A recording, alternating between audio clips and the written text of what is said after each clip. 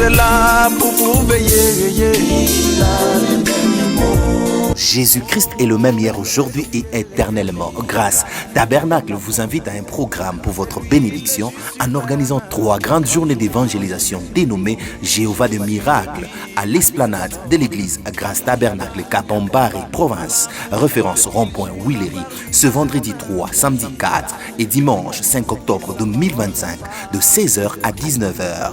Orateurs pasteur Sylvain Akwala et pasteur Richard Blair Kayembe. Retrouvez des bons moments dans un mini-concert ce dimanche 5 octobre avec le pasteur Sylvain Akwala, pasteur Grace Moutombo, frère Isaac Boukassa et les autres. Venez expérimenter 3 jours avec Jéhovah des miracles par la parole, la louange et l'adoration. Pour tout contact, plus 243 99 40 88 674. Boyeyi Malamu. Mesdames et messieurs, très chers téléspectateurs, grande et majoire, de vous retrouver très nombreux à devoir nous suivre. Aujourd'hui, nous allons aborder et parler de la parole de Dieu. Nous parlons de la spiritualité, nous parlons de la religion. Nous allons essayer de comprendre ce qu'est la religion, ce qu'est la spiritualité.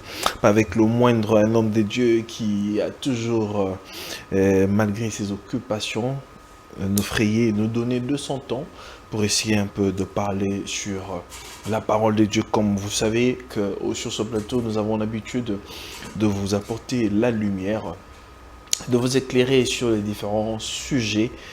Voilà, nous savons tous que nous sommes au temps de la fin. Au temps de la fin, nous devons vraiment apporter la lumière, éclairer les enfants de Dieu, leur apporter la vérité. C'est pourquoi nous choisissons de manière rigoureuse les invités que nous recevons sur ce plateau. Pour ce faire, je reçois le prophète Cédric Boukassa, quelqu'un que Dieu utilise dans cette génération, que je connais particulièrement, un ministère puissant, que vous connaissez aussi. Il est avec nous aujourd'hui. Je dis shalom et bienvenue, prophète. Bonjour. Vous allez bien? Très bien, merci, par la grâce de Dieu et toi-même. Oui, ça va, prophète. Alors, prophète, avant de ouvrir cette émission, vous veniez d'organiser, c'était à moi, d'une campagne Vallée des Enflammés. Et vous organisez encore une autre convention pour Brazzaville. Oui, nous serons à Brazzaville du 16 au 17 octobre, déjà dans 2 semaines, par la grâce de Dieu. Et c'est quoi le thème pour c'est toujours Vallée enflammée, le même séminaire, le même thème, mais pas un mois comme à Kinshasa. À Brazzaville, ce sera par contre 2 jours seulement. Pourquoi seulement 2 jours?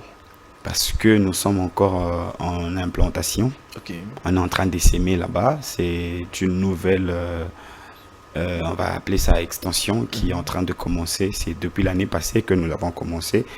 Et nous avons totalisé 1 année le mois passé.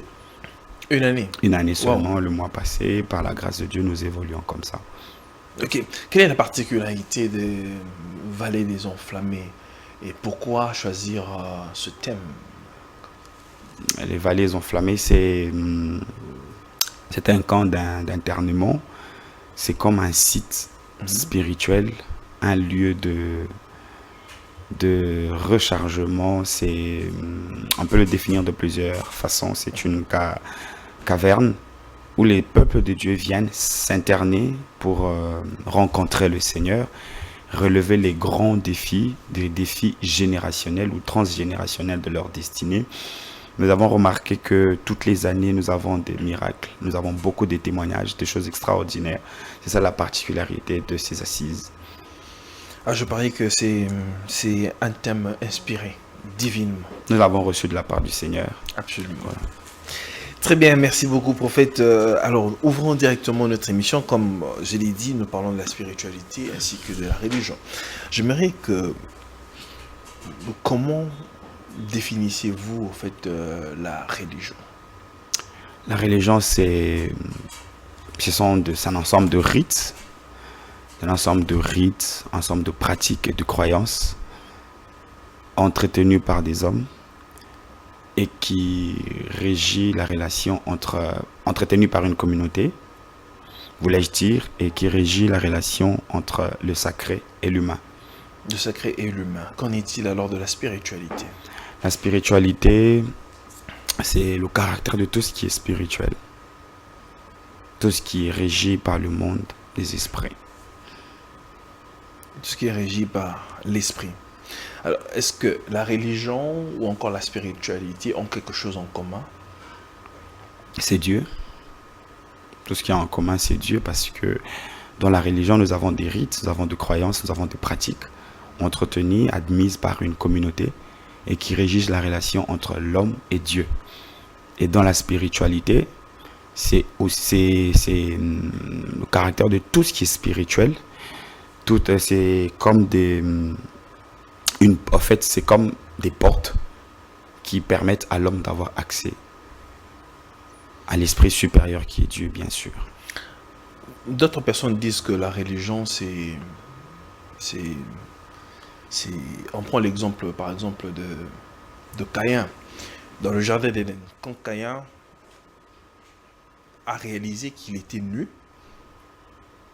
il alla se cacher. Adam. Oui. Adam, voilà, voulais-je dire Adam. Et puis il se couvrit de feuilles de figues. Donc, en quelque sorte, certaines personnes disent que la religion, c'est une couverture. Partagez-vous cet avis? Dans le sens où c'est fait pour entretenir une relation avec Dieu. Je pense que ça peut m'arranger. Je peux partager cet avis-là comme ça. Alors, vous estimez vraiment que la religion, c'est quelque chose pour partager une relation avec Dieu? Oui. Alors, quel est le parallélisme que vous faites entre la foi, la religion et la spiritualité? La foi, c'est un système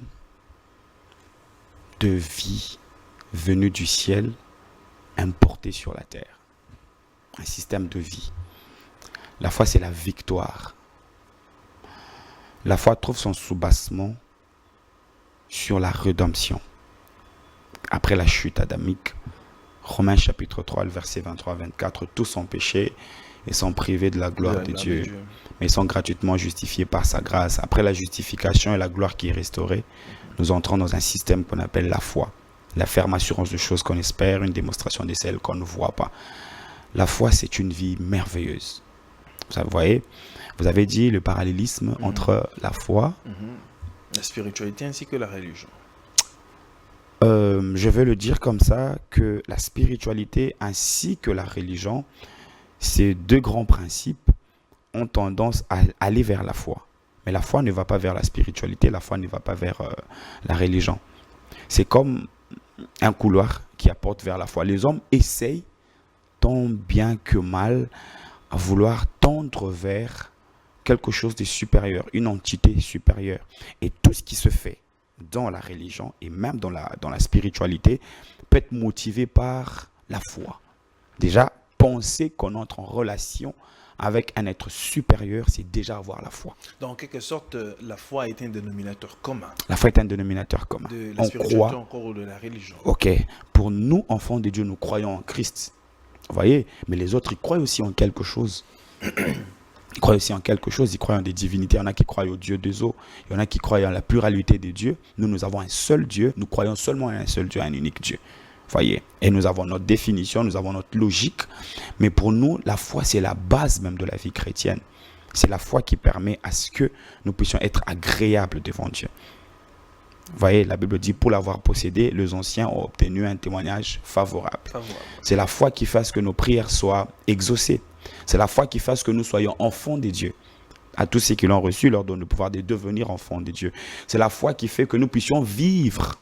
Vous voyez, sans la foi, nous sommes morts, car il est écrit, le juste vivra par la foi. Donc, c'est un peu ça.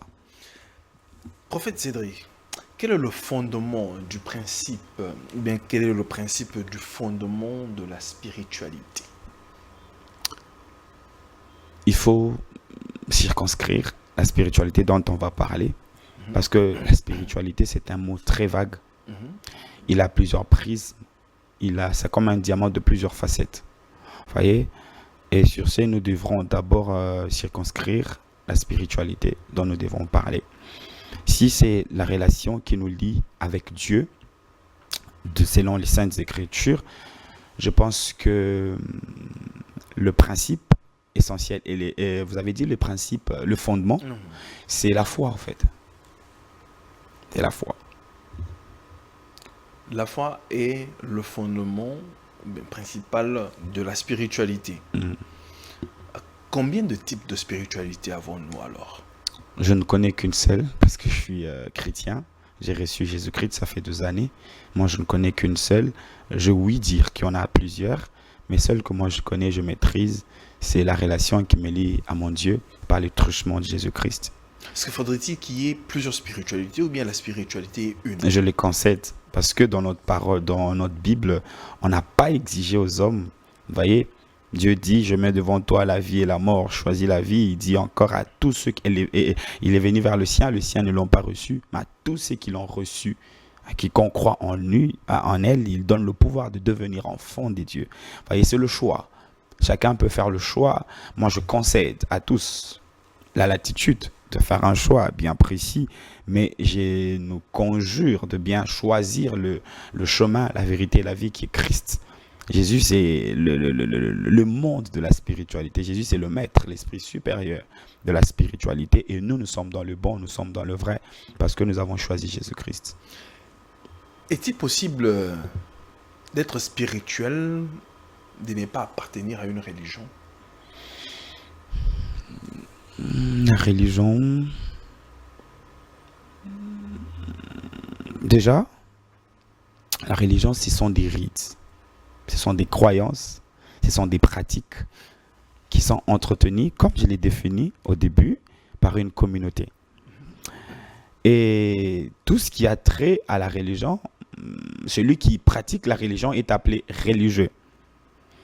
Celui qui pratique la spiritualité, celui qui vit une vie spirituelle est appelé un homme spirituel. Vous voyez?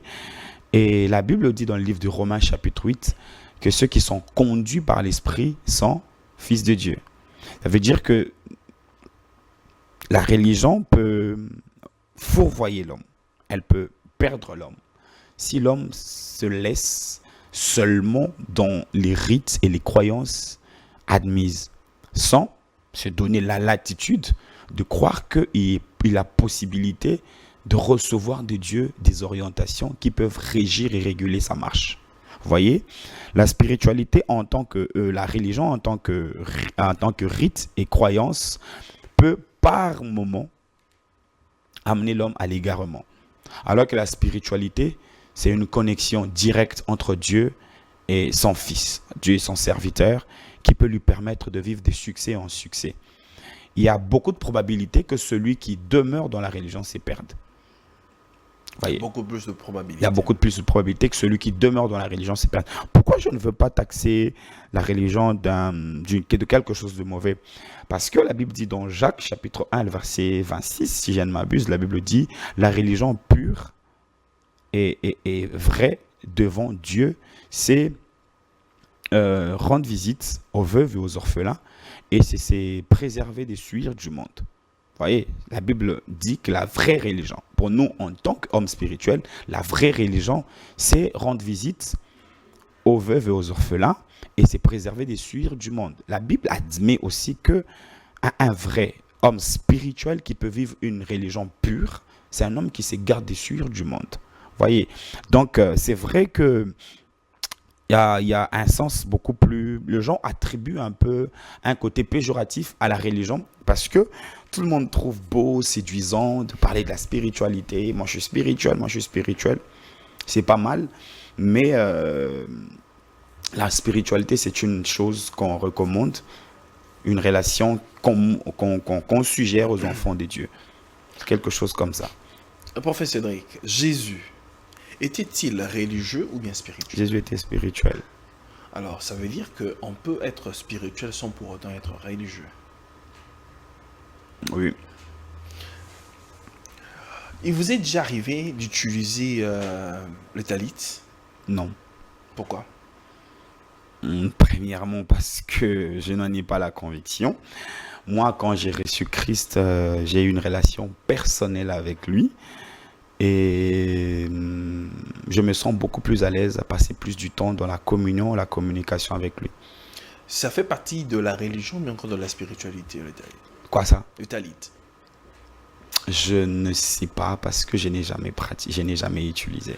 Parce que nous sommes en train de parler de la religion, encore de la spiritualité. Prophète Cédric, la Kabbale fait-elle partie de la spiritualité, de la religion, ou encore ce serait une tradition? J'ai reçu Jésus-Christ par le truchement, par le canal de la communauté des hommes d'affaires de plein évangile. J'ai donné ma vie à Jésus-Christ. Il est mon Seigneur, mon sauveur personnel. Et le manuel de vie que j'utilise, c'est les Saintes Écritures. Je n'ai pas encore eu le temps de fouiner mon nez dans quoi que ce soit. Vous voyez, je n'utilise que la Bible. Je ne lis que la Bible. Je ne connais que la Bible. Kabbale, toute autre chose, je n'ai pas encore. Et je pense pas que... Mais on dit que la Kabbale est aussi... fait partie de la tu as dit, spiritualité. on dit, tu vois. Donc ça veut dire que, au lieu que je dise on dit, mais la Kabbale ferait aussi partie de la spiritualité. Je ne sais pas l'affirmer parce que, adonnons, tu vois, je sais pas. Ce serait mauvais, peut-être si quelqu'un, proférait développer sa spiritualité, par exemple dans la Kabbalah. Je recommande aux gens de développer leur relation avec Jésus-Christ, entretenir la relation avec Jésus-Christ. Et si par exemple de l'autre côté là, il y a aussi Christ qui est présenté. Anyway, moi je conseille aux gens, la Bible dit dans 2 Corinthiens chapitre 13, le verset 13, que l'amour de Dieu le Père, la grâce de notre Seigneur Jésus-Christ, la communication du Saint-Esprit soit avec vous. L'apôtre Paul dit à Timothée, dans 1 Timothée chapitre 4, le verset 8, il dit « Exerce-toi à la piété ». Vous voyez, exerce-toi à la piété. Je pense que moi, je recommande au peuple de Dieu d'entretenir une relation saine, une relation pure, une relation bâtie sur l'amour entre le chrétien et Jésus-Christ par le canal du Saint-Esprit. Voyez, moi je recommande aux chrétiens d'aimer le Saint-Esprit, de chérir le...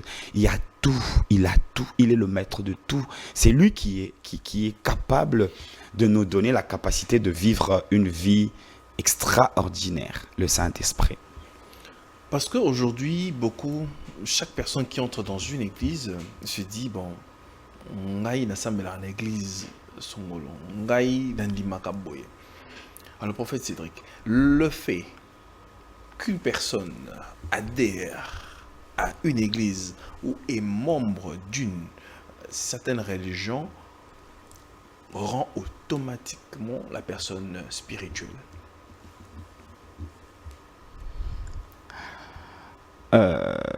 Tout le monde, je sais pas, j'allais dire, il est écrit dans Hébreux chapitre 4, 10 ou 10, la référence, je peux me perdre, mais la Bible dit que nul ne s'attribue la dignité qu'il n'a pas reçue de Dieu. Je pense que le verset ne corrobore pas, ne s'aligne pas avec ce que je veux dire, mais je pense que c'est déclaré spirituel n'est pas forcément être spirituel. Parce que la spiritualité, elle est basée sur des vertus. Vous voyez, là, le haut niveau de la spiritualité, moi, je vais définir ça comme ça, c'est l'amour. Le haut niveau de la spiritualité, c'est l'amour. On devient spirituel ou bien on est spirituel? Quand on reçoit Jésus-Christ, on devient spirituel. On n'est pas spirituel. C'est vrai. Dans l'homme, il y a une dimension de l'éternité, comme le dit Ecclésiaste. Dieu a placé en l'homme une partie de la divinité. Déjà parce que nous sommes façonnés par le main d'un homme, d'un Dieu hautement spirituel. Je pense que la touche de Dieu a sa dimension en elle. Mais par le canal du péché adamique, nous sommes faillibles à notre naissance biologique. Mais quand nous devenons enfants de Dieu, déjà la première naissance, la première existence, la Bible dit, il souffla en l'homme. Il a fabriqué Yatsar, comme on le dit en hébreu, il a fabriqué l'homme et il a soufflé en lui, il est devenu une âme vivante. C'est la vie de l'âme. Vous voyez, la vie de l'âme qui est régie par une vie purement défaitiste. Nous sommes dans la chair, nous sommes dans l'âme par la naissance biologique, mais après, c'est quand nous recevons Jésus-Christ que nous activons la vie spirituelle. Jésus-Christ, c'est le maître de la spiritualité. Quand nous recevons Jésus, nous devenons spirituels après avoir reçu Jésus-Christ. Qu'est-ce qui fait que, prophète, avant d'arriver dans cette question-là, c'est quand on a reçu le Seigneur Jésus-Christ. Alors, qu'est-ce qui fait qu'aujourd'hui, les gens qui entrent dans l'Église restent de manière superficielle dans leur croyance en Christ, professant croire au Seigneur Jésus-Christ, mais restant toujours au niveau de la religion, mais n'allant pas jusque dans la spiritualité et rencontrer le Christ lui-même? Je veux me réserver de faire des affirmations fallacieuses parce que Christ nous recommande quelque chose. Il dit, rentre dans ta chambre, prie en secret. Christ dit encore, je paraphrase, il dit encore, quand tu jeûnes, parfume-toi, habille-toi bien. Je crois que la spiritualité, c'est pas ce qu'on montre, c'est ce qu'on cache. C'est une vie. Mais la spiritualité, c'est comme une lampe, une lumière. Ça crie pas la spiritualité. Et ça ne crie pas. Ça crie pas. Ça se vit. Ça se vit. Alors vous, en tant que pasteur d'une église, vous savez voir. Non. Vous savez décrypter non. les choses. Non, je pense pas. Au regard de la parole, ok, excuse-moi, je n'ai pas attendu que tu finisses ta question. I'm sorry, vas-y. Au regard de la parole de Dieu, parce que aujourd'hui, le Urim Tumim que nous avons, c'est la Bible. Alors, c'est au regard des Saintes Écritures que nous pouvons savoir que, voilà, des personnes, quand on le confronte avec les Écritures pour voir que celui-ci est spirituel, celui-là n'est pas spirituel. Oui. Le centre de la vraie spiritualité, c'est Jésus-Christ. Jésus-Christ. Je semble être simpliste. Pourtant, il y a beaucoup de profondeur en Christ. Il y a beaucoup de profondeur en Christ. Il y a beaucoup de profondeur dans la parole de Dieu. C'est plus qu'un... Tu vas te perdre. Mais Christ lui-même, c'est le centre même de la spiritualité. C'est ce que je suis en train de dire. Oui. Mais maintenant, quand on regarde, certaines personnes ne sont que dans la religion, mais n'arrivent pas dans la spiritualité. C'est quoi le problème? Je ne sais pas taxer les gens d'être dans la religion et de pas être dans la spiritualité. Quelqu'un peut être très simple, mais il entretient une relation très profonde avec le Christ en secret. Voyez? Je le dis encore sans peur d'être contredit. La spiritualité, ça ne crie pas. C'est une relation avec Dieu. Voyez? Les gens, ils pensent que quand on dit qu'il est spirituel, c'est quand il prophétise. Prophétiser, c'est pas être spirituel. Parler en langue, c'est pas être spirituel. Ça fait partie. Ce sont des dons. Mais la spiritualité, c'est la relation qu'on a avec Jésus-Christ. Je ne sais pas si quelqu'un d'autre a une meilleure définition. Je le lui concède. Mais je pense pour moi que la spiritualité, c'est d'abord la simplicité. C'est la simplicité. La spiritualité, c'est une vie qu'on mène en secret, une intimité avec le Christ. C'est ça la spiritualité. Si c'est des rites, si c'est des vêtements, si c'est la parure, je concède à quiconque veut le faire. Mais moi, je pense que la spiritualité, c'est la vie que je mène avec Christ en secret. Je jeûne, je prie, je ne le dis pas. Je ne le confesse pas en public. Je ne viens pas faire des vibrations, des bruits, pardon. Je ne viens pas crier. Je ne veux pas dire, moi je suis spirituel, je fais ceci. Je ne peux pas prendre les signes, par exemple, prendre le sable, transformer ça. Ce n'est pas la spiritualité. La spiritualité, c'est avoir une relation avec Jésus-Christ. Prophète Cédric, pouvons-nous concilier la spiritualité au mysticisme? Le mysticisme, c'est déjà un mot qui a de racines avec le mystère. Et le mystère, c'est ce qui est caché. Vous voyez, je reviens encore. Mystère ou bien mystique? Tout ça, c'est la même famille. Mystère, mystique, mysticisme, c'est le même mot qui change juste par rapport à l'emploi. Très bien. Vous voyez, je le dis encore. Matthieu chapitre 6, Christ dit Tangu okobon de la kota na chambre. Les gens, ils pensent que Jésus est simple. Et eux, les gens, ils pensent qu'ils peuvent séduire ou être attrayants de par les affirmations qu'ils font. Pourtant, le maître de la spiritualité, c'est Christ, l'esprit supérieur. Quand Jésus dit, rentre dans ta chambre, ferme ta porte, va en secret. C'est ça, le mystère. Ce qui se fait en secret, ce qui est caché. C'est ça le mystère. Quand tu jeûnes, parfume-toi, sois bien, sois classe, sois chill. C'est ça le mystère. Vous voyez? Et c'est ça le mystère qui peut engendrer ce qu'on appelle un homme mystérieux, qui peut... Christ, il n'y a pas plus mystique que Jésus. Il n'y a pas plus mystérieux que Christ. Vous voyez? Mais il nous a donné les codes, il nous a donné les clés, il nous a dit ce qu'il faut faire. Il nous a enseigné. Jésus ne nous a pas dit d'aller chercher d'autres informations, je ne sais pas moi, ou que sais-je. Jésus, c'est l'image de la vraie spiritualité. Et il a recommandé d'avoir une vie cachée. C'est ça le mystère. C'est ça le mystère. Certaines personnes estiment et disent que la pierre angulaire de toutes les religions ou encore de toute la spiritualité, c'est le mysticisme. Vous partagez cet avis? C'est Jésus.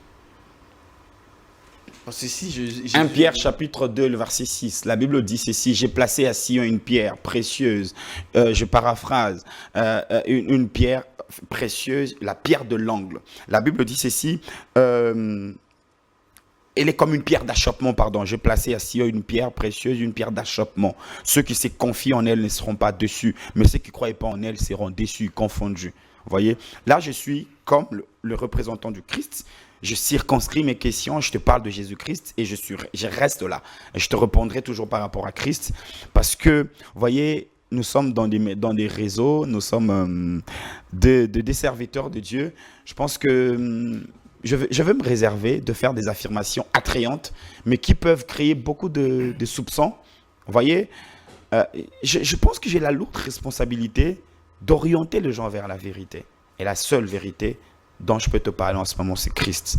Et si tu veux bien, par rapport à ta question, le mysticisme, ce mot, il a tendance à faire peur.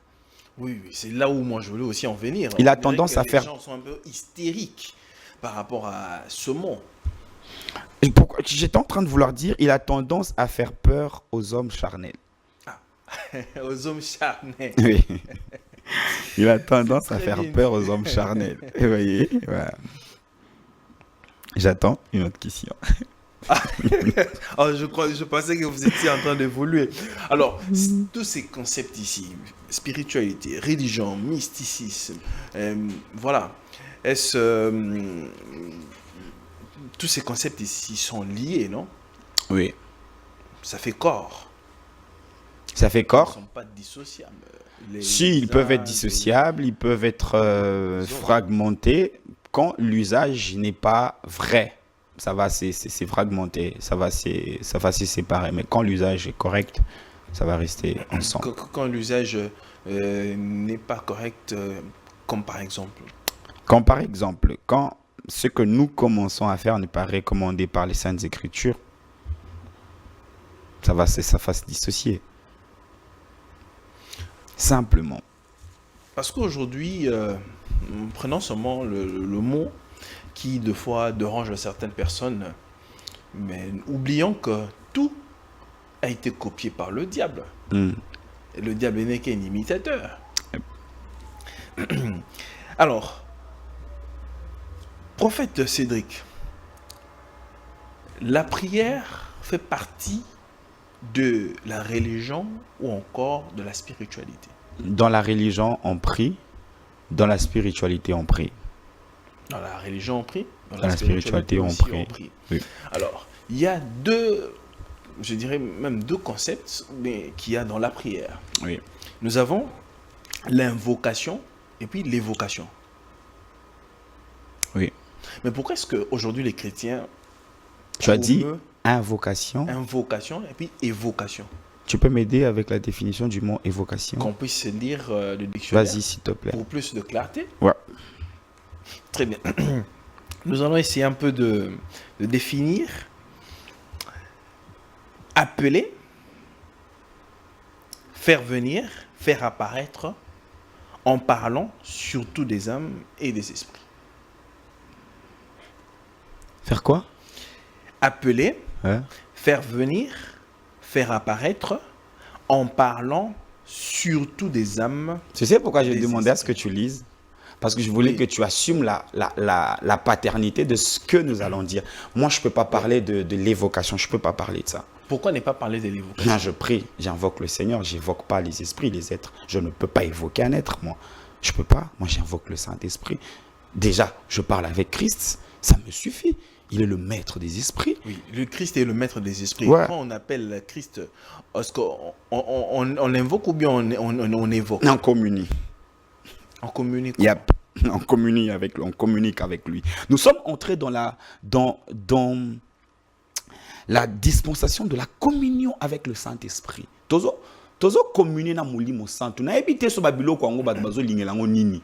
Christ a dit, je m'en vais vers le Père, je vous envoie les consolateurs. Il est venu, la personne merveilleuse du Saint-Esprit, qui est venue pour discuter avec moi, pour communiquer avec moi, pour communier avec moi. Master nanga, vie nanga, grand frère nanga, papa nanga, yaya nanga, prophète nanga, molakisi nanga, mutangisi nanga. Il a tout ce qu'il faut pour que ma vie soit attrayante. C'est le Saint-Esprit. Je dois communiquer avec lui. Je ne dois pas porter un vêtement, je ne dois pas aller dans l'eau, je ne dois pas utiliser, je ne sais pas moi. Non, je communique avec le Saint-Esprit. Prophète Cédric, J'invoque quoi? J'évoque quoi? Je dois communiquer avec le Saint-Esprit. Il y a plus puissant que la relation avec le Saint-Esprit? Prouvez-moi, donnez-moi quoi que ce soit. Y a-t-il... C'est la crème, le Saint-Esprit. Y a-t-il plus fort que le Saint-Esprit? Non. Y a-t-il plus puissant que... Il n'y a pas. Tout ce qu'on peut utiliser comme mot, c'est pour les gens charnels. C'est la bassesse d'esprit. Celui qui est en communication avec le Saint-Esprit, il est inébranlable. Personne ne peut m'éprouver le contraire. Personne. Il n'y a rien qu'on puisse faire qui soit plus important que la relation que je peux entretenir avec le Saint-Esprit. Évoquer, invoquer, convoquer, machin. Voilà, c'est n'importe quoi. Prophète Cédric, croyez-vous au ministère des anges? Je crois au ministère des anges. Alors, quand vous croyez au ministère des anges, qu'est-ce que vous faites? Vous communiez avec les anges ou bien vous Non. évoquez? Non, jamais. Il est écrit dans Hébreux chapitre 1, le verset 14. Les anges sont les esprits de Dieu au service de ceux qui doivent hériter du Alors, salut. vous les invoquez? Je ne peux pas invoquer un ange, Mais vous frère. les évoquez. Jamais. Oh. Qu'est-ce que tu me racontes? Je parle avec le chef suprême, le roi de rois, le seigneur de seigneurs. Je vais invoquer un ange. Écoute, je te dis que j'ai reçu Jésus-Christ dans ma vie. Je vais invoquer un ange. Pourquoi? Jésus, c'est la crème. Jésus, c'est les hauts niveaux. Jésus, c'est tout. Vous voyez? Ah, si vous croyez au ministère des anges, Je crois en Christ avec ces Une anges dimension- qui me servent. Les anges sont une nos... dimension Écoute, frère Jules. spirituelle. Il y a n'importe quoi. Les anges sont mes serviteurs.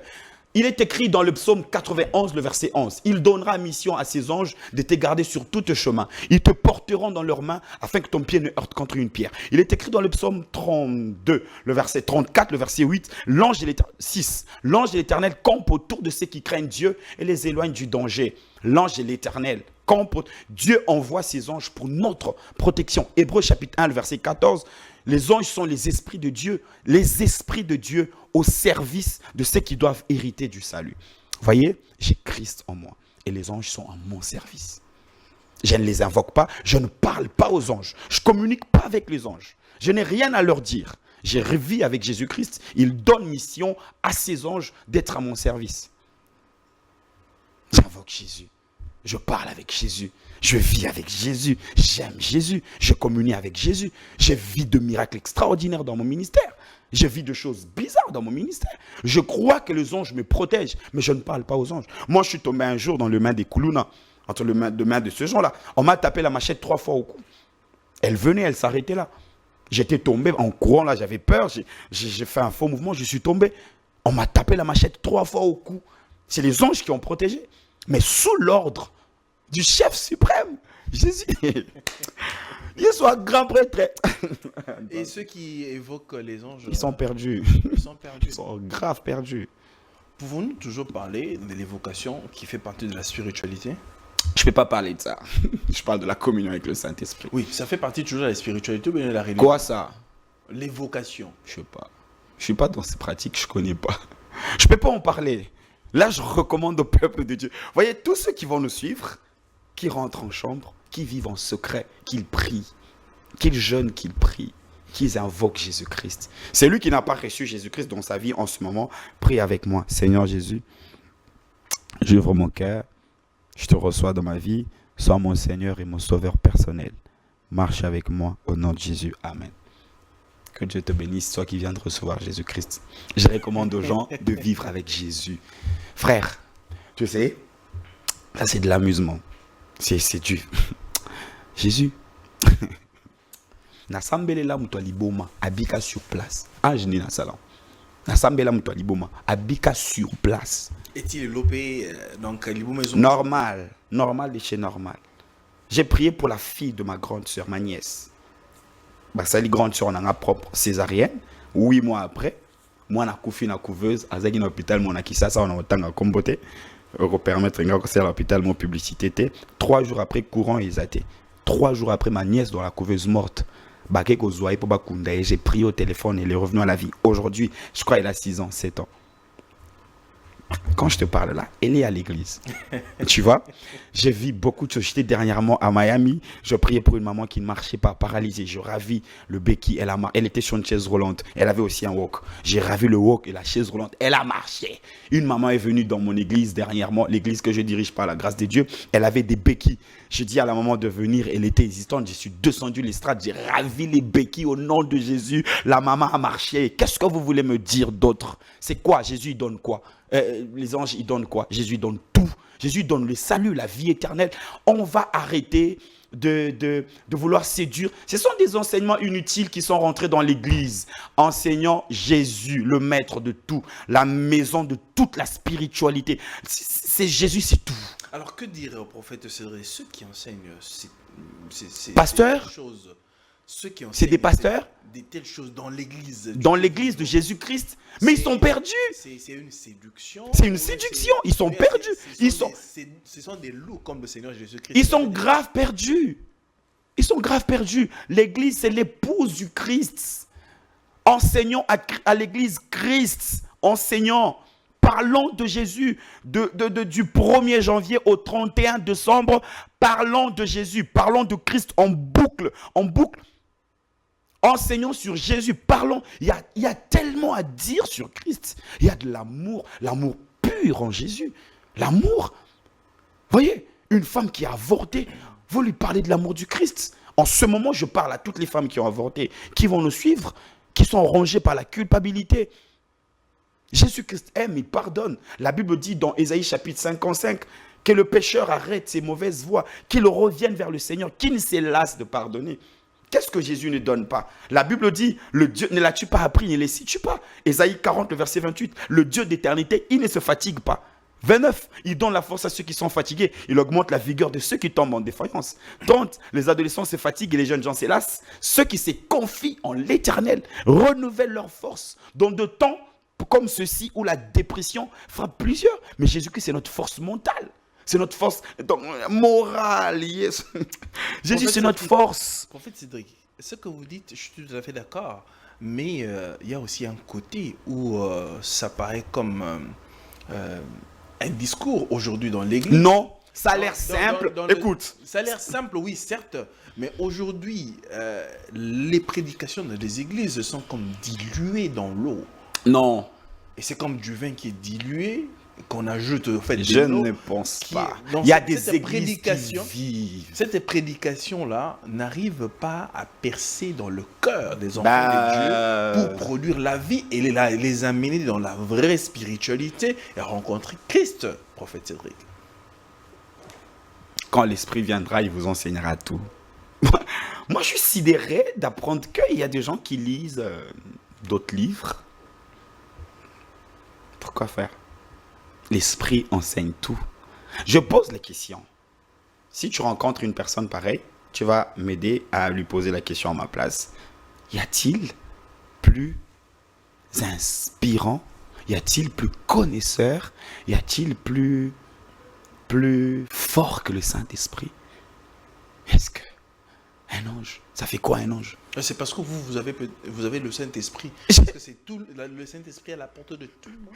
Tout celui qui reçoit Jésus-Christ a le Saint-Esprit. Oh non. Si. Cédric. Pour avoir le Saint-Esprit, il n'y a pas d'autre condition.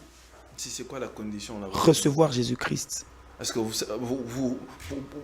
quand on reçoit Christ, c'est de manière automatique? Automatique. Ipso facto. Christ rentre en toi. Ouais. Qu'est-ce qui vous fait dire qu'automatiquement? Il n'y a rien qui me fait dire, je suis scripturaire. Ou bien le fait de parler en langue? Non. Ou encore le fait de prophétiser? Non, quand on reçoit Jésus-Christ, la Bible dit dans Jean que j'entrerai, je vais entrer, si je viens, je vais entrer en toi, nous allons vivre ensemble. Excusez-moi, peuple de Dieu, je me suis fourvoyé la référence biblique. Vous voyez, à tous ceux qui l'ont reçu, il leur donne le pouvoir de devenir enfants des dieux. Quand nous devenons enfants des dieux, Jésus est les dons des dieux pour le monde. Le Saint-Esprit... Est-ce qu'on devient enfant de Dieu par une simple déclaration?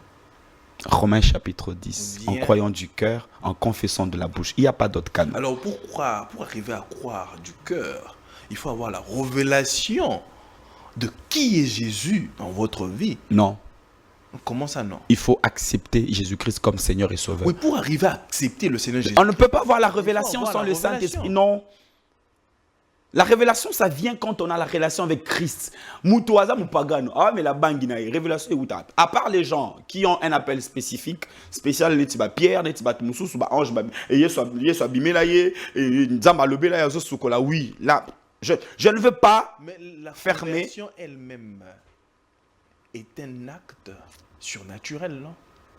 Oui, d'un pécheur qui n'a pas Christ, qui n'a pas le Saint-Esprit, qui n'a aucune révélation, mais qui ouvre son cœur. Si nous parlons de la révélation, nous allons compliquer les choses. Recevoir Jésus-Christ, c'est simple. Tu te dis, je donne ma vie, il te séduit, tu entends la parole, tu disposes ton cœur. Il n'y a pas d'exigence, il n'y a pas de conditions sine qua non. Qui croit, oui. Il le fait de son propre gré ou bien il le fait par le Seigneur qui se révèle dans son cœur.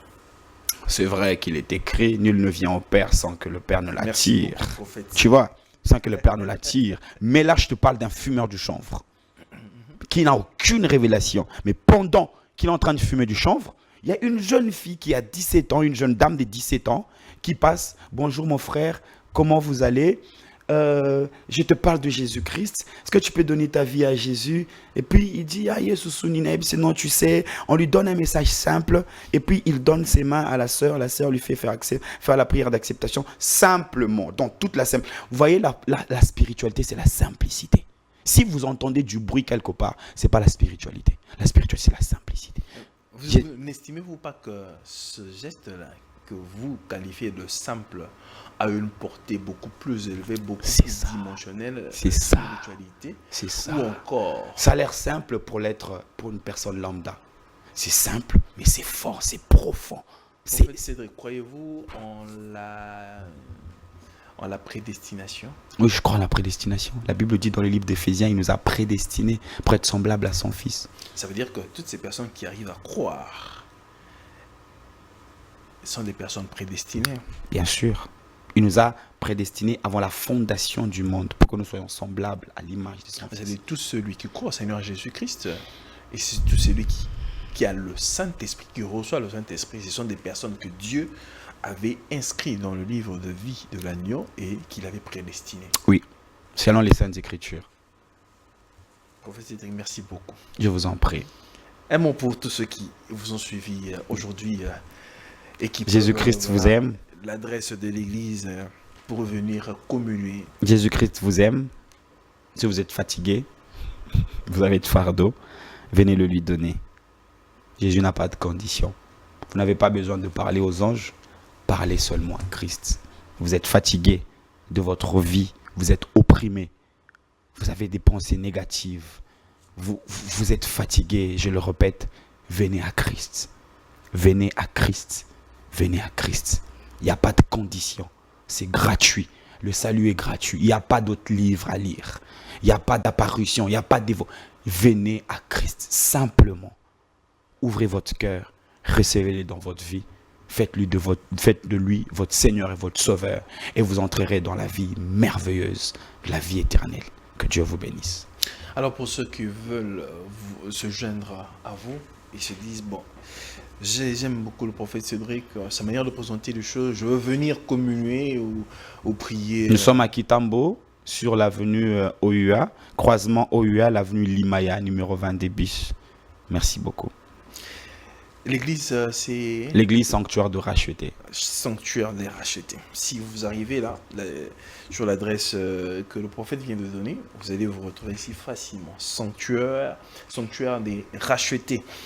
Et je parie que le Seigneur vous bénira. Moi, je connais, j'y vais. C'est une église où je communie. Et donc, et quand je veux écouter la parole de Dieu, et c'est là où on écoute le Seigneur, on entend la voix de Dieu nous parler. Pour le reste, portez-vous bien, mesdames et messieurs, très chers téléspectateurs. Merci de votre attention particulière. Merci de votre soutien indéfectible sur ce que nous sommes en train de faire. Alors pour le reste, portez-vous bien, que la paix soit avec vous et que Dieu vous bénisse. Au revoir.